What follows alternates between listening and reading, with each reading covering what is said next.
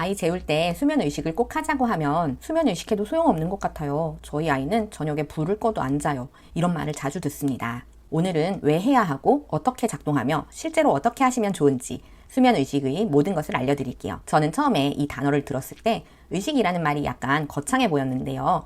영어로는 베드타임 루틴이니까 잠자러 가는 시간에 항상 하는 루틴이라 생각해 주세요. 수면 의식을 왜 해야 할까요? 잠깐 자궁 속에 있던 아기 모습을 떠올려 볼게요. 어두운 자궁 속 양수 안에서 몸을 웅크린 자세로 둥실둥실 떠다니고 있었어요. 영양 공급이 자동으로 되고 있고 대부분의 시간은 수면 상태로 있다고 해요. 그러다가 엄마 몸 밖으로 나오면 어떨까요? 바깥 세상은 아주 환하고 중력을 처음으로 느끼고 팔다리는 제멋대로 움직이고 양육자의 도움 없이는 욕구를 해소할 수도 없으며 세상으로 받는 모든 감각 자극이 아기에겐 불안 요소입니다. 언제 어떤 방법으로 잠자야 하는지는 전혀 몰라요. 그래서 이제는 양육자 분들께서 적절한 때가 되면 휴식을 취할 시간이라고 알려주고 낯선 세상에서 편안하게 잠들 수 있도록 도와주셔야 합니다. 이 도움의 첫걸음이 바로 수면의식입니다. 수면의식은 아이에게 잠자는 시간이라는 신호를 줍니다. 보통 하품이나 꿈뻑거림과 같은 아이의 잠신호를 보고 재우려고 하시는데요. 반대로 수면의식은 양육자로부터 아이에게 주는 잠신호가 됩니다. 예를 들어 기저귀를 갈고 속삭이를 하고 방 안으로 들어갔는데 그 방이 어두워지고 백색 소음이 켜진다. 이 루틴을 꾸준히 반복하며 아이를 재워주신다면 아이는 곧 일련의 행동 다음에 올 상황이 잠자는 것임을 알게 됩니다. 아직 세상의 모든 것이 낯설고 두려운 아기들은 예측 가능한 일상의 편안함을 느끼고 이 험한 세상을 살아갈 자신감을 가질 수 있습니다. 따라서 꾸준한 수면 의식을 해주시면 잠드는 것이 편안해지고 규칙적인 수면을 일상으로 여기는 것이 당연해지기 때문에 올바른 잠습관을 형성하기 위해 반드시 해주셔야 합니다. 언제부터 할까요? 아직 안 하고 계신 분들은 오늘부터 하시면 됩니다. 빠르게는 조리원 퇴소하고 나온 직후부터 시작하셔도 됩니다. 그런데 찐 신생아시기에는 젖 먹다가 잠들어가는 걸 깨워도 잠깐 눈 뜨고는 다시 잠드는 일이 비일비재하기 때문에 수면 의식할 타이밍을 놓친다고 해서 초조해하지 않으시면 좋겠습니다. 일관적으로 하기가 어려운 게 당연한 시기입니다. 생후 6에서 8주경이 되면 아이가 한 번에 좀 더 오래 깨어 있을 수 있게 되고 밤잠 리듬이 잡혀가기 시작합니다. 이때부터 밤잠 수면 의식은 반드시 해주시면 좋겠습니다. 낮잠도 아이가 스르륵 잠들어 버리지 않았다면 꼭 해주세요. 언제까지 할까요? 지금부터 쭉 아이를 키우시면서 계속 하시면 됩니다. 수면 의식이 더욱 큰 효과를 발휘하는 건 아이가 좀 더 큰 이후예요. 신생아 시기에는 잠이 너무 짧고 재우는 과정이 힘들다면 기고 걷고 말하고 스스로 생각하고 움직이기 시작하면 아이를 재우러 데려가는 것 자체가 힘들어지기 시작하거든요. 생후 7에서 18개월 아이들 400여 명을 대상으로 한 3주간의 연구에서 밤잠 수면의식을 도입한 가정의 수면 문제가 크게 감소했다는 결과가 있습니다. 잠드는 데까지 걸리는 시간이 줄었고 밤에 깨는 횟수가 줄었고 한 번에 오래 잘 수 있었고 수면 문제가 있다고 생각하는 양육자의 수가 줄었으며 양육자의 기분도 크게 개선이 되었습니다. 그러니까 아직 수면의식이 없다면 오늘부터 시작하시면 됩니다. 아기 때 만든 수면의식은 자라남에 따라 형태가 계속 바뀝니다. 유아기가 되면 아이가 스스로 특정 행동을 수면의식에 포함하기도 할 겁니다. 이런 부분에서는 아이의 의사를 충분히 존중해 주시면 더 기분 좋은 잠자리 루틴을 만들어갈 수 있겠죠. 어떻게 할까요?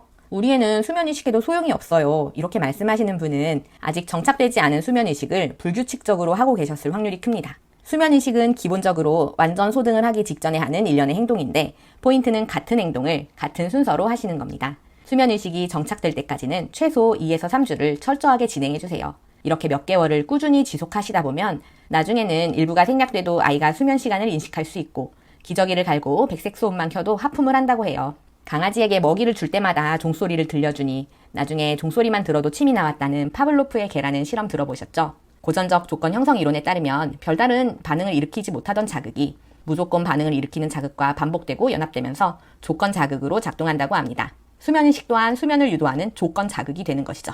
낮잠에도 해야 하나요? 네, 맞습니다. 특히 밤잠은 꾸준히 하고 계신데 낮잠에서도 해야 한다고는 생각 자체를 안 해보신 분들도 계세요. 아이가 제때 낮잠을 자고 재우고 깨는 것에 무리가 없다면 상관이 없는데 특히 원령이 좀 차면서부터는 전에 잘 자던 아이들이 낮잠을 잘 안 자려고 한다던가 분명 졸려 하는데 못 자는 것 같다던가 이런 경우 수면의식을 적극적으로 시작해 주시는 게 좋습니다. 그런데 예방 차원에서 아가 때부터 미리 해주시면 나쁠 건 하나도 없으니까요. 지금부터 시작하시면 좋을 것 같습니다. 실전, 수면의식 만들기. 수면의식에 꼭 정해진 형태는 없습니다. 일반적으로 많이 하시는 수면의식 요소들 중에 마음에 드는 걸 서너 개 골라서 나만의 수면의식을 만들어 보세요. 이외에도 하고 싶은 행동이 있다면 추가하셔도 돼요. 다만 아이를 설레거나 흥분하게 하는 행동은 포함하면 안 되겠죠. 개인적으로 반드시 포함하면 좋겠는 건 원활한 수면을 도와주는 백색소음, 그리고 눕기입니다. 아직 아가를 안아서 재우시는 분이라도 수면의식 끝에 일단 잠자리에 등을 한번 대어보고 울면 그때 안아주시면 좋겠습니다. 커튼 같은 경우 침실에 계속 쳐놓는 분들이 계세요. 그런데 저는 잠자러 갈 때 치고 깨어나면 눈앞에서 확 열어주는 걸 추천해요. 수면의식인 동시에 기상의식으로도 작용할 수 있거든요.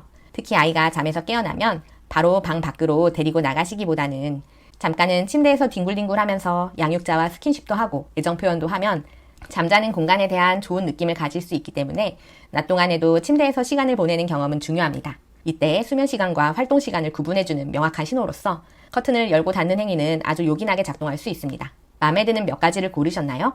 이 간단한 수면 의식을 낮잠에 진행하시고요. 밤잠 수면 의식은 여기에 살을 덧붙여서 만들어 볼게요.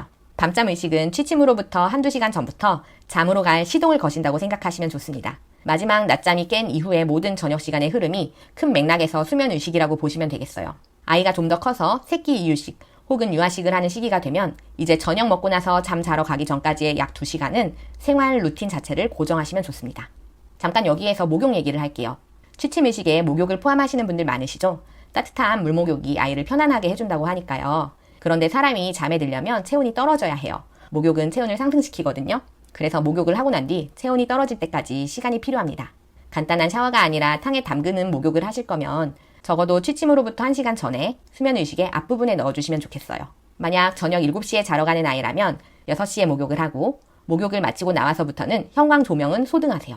형광 조명의 소등도 취침으로부터 1시간 전입니다. 마사지를 하고 스킨십하는 시간을 갖고 취침 30분 전에는 마지막 수유를 하고 낮잠에 하던 기본 수면 의식을 진행해 주시면 됩니다. 여기에 더해 밤잠 시간에는 취침 시간이 다가옴을 알리는 잔잔한 배경음악을 깔아주신다던가 잠자리 동화책을 한 권 더 읽는다던가 하루를 돌이켜보는 대화 시간을 가지는 등 한두 가지 행동을 더 추가해 주셔도 돼요. 이 모든 과정은 일관적이고 같은 순서이고 무엇보다도 분위기가 편안해야 합니다. 때로는 양육자분이 루틴을 실행하는 것에 급급해져서 이거 하고 저거 해야지 하면서 허둥지둥 하실 수 있어요. 특히 직장 생활을 하시는 양육자분이 돌아오는 저녁은 온 가족이 바쁘고 어수선한 시간대이거든요. 마음이 바빠질 것 같을 때마다 심호흡 크게 하시면서 느긋하고 여유로운 분위기를 연출해 주셔야 합니다. 추가로 제가 추천하는 수면의식 행동 중 하나는 아이를 많이 안아주는 것이에요. 자러 가기 전 아기띠로 안아주는 것이 참 좋습니다. 안아서 재우려고 안는 게 아니고요. 그냥 깨어있는 놀이 시간 동안 안아주는 거예요. 특히 낮잠 시간에는 밖이 계속 밝거든요. 낮 동안 재미있게 놀이를 하고 여러 가지 자극에 노출되던 아이는 수면의식을 한다고 하더라도 때로는 활동에서 수면으로 바로 전환하는 것이 쉽지 않을 수 있어요. 특히 잠신호가 잘 보이지 않거나 졸려도 잠드는 걸 어려워하는 것 같다면 기본 수면의식 이전에 10에서 20분 정도 아기띠로 안아서 이완하는 과정을 추가해 주시면 도움이 됩니다. 저는 그렇게 자러 가기 전에 아기띠로 안아주는 수면의식을 한참 했어요. 15개월 무렵 낮잠이 한 번으로 줄어들 때까지는 낮잠마다 안아줬고 저녁 때도 보채거나 아이가 힘들어할 때 많이 안아줬어요. 40개월이 넘은 지금은 아기띠는 쓰지 않지만 아이가 피곤하면 와서 안기고 쓰다듬어 달라고 하거든요. 수면의식을 하는 이유가 아이가 잠을 잘 자게 하기 위함인데 아이가 잘 자려면 몸이 이완되고 마음도 편안해야 해요. 아이를 편안하게 만들어주는 가장 강력한 도구는 뭐니뭐니 해도 사랑하는 엄마 아빠의 따뜻한 관심입니다. 이 스킨십 시간을 정말 중요하게 여겨주시면 좋겠습니다. 그리고 특히 저녁 수면의식 시간에는 아이가 말썽을 부리거나 내 마음에 들지 않는 행동을 하더라도 심호흡 크게 하시면서 이 악물고 혼내지 않으셨으면 좋겠습니다. 저녁 때는 아이도 하루에 피곤이 쌓여서 더 돌발 행동을 하거나 말을 안 듣거나 보챌 수가 있어요. 이거를 따뜻하게 안아주고 포용해 주셔야 아이는 편안하게 잠이 듭니다. 물론 때로는 혼쭐이 난 끝에 엉엉 울다가 픽 쓰러져 잠드는 결말도 있겠지만요.